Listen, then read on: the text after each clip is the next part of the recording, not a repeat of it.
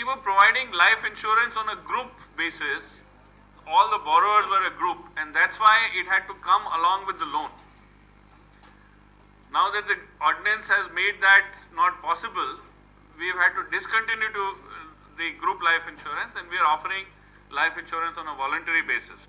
We have uploaded credit data of 90 lakh out of 97 lakh borrowers in 2 RBI licensed credit bureaus, CIBIL and Highmark.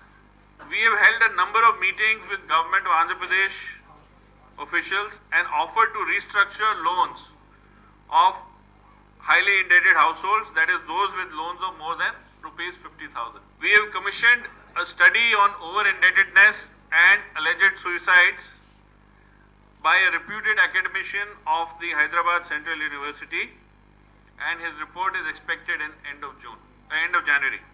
We have conducted training programs done by our sister association Sadhan for all the staff to reaffirm that no coercive practices are used for loan collections. What are the problems we are facing with respect to the ordinance? Basically 3 things. Firstly, even though we have all registered, strictly speaking, we are not able to register. So as a result, our registrations are conditional. What we are suggesting is that there should be a single all-state registration and valid forever unless there is some violation.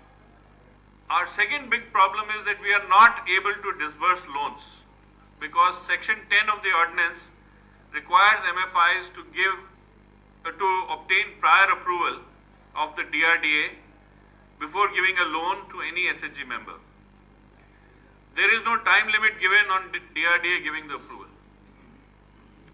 As 109 lakh women are SHG members, this means virtually most of the eligible women already have a loan from an MFI, from an SHG.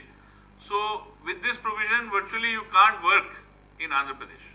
And there are severe restrictions in the ordinance, and then there are problems happening beyond the ordinance. The restrictions with respect to the ordinance are on when, where and who can collect.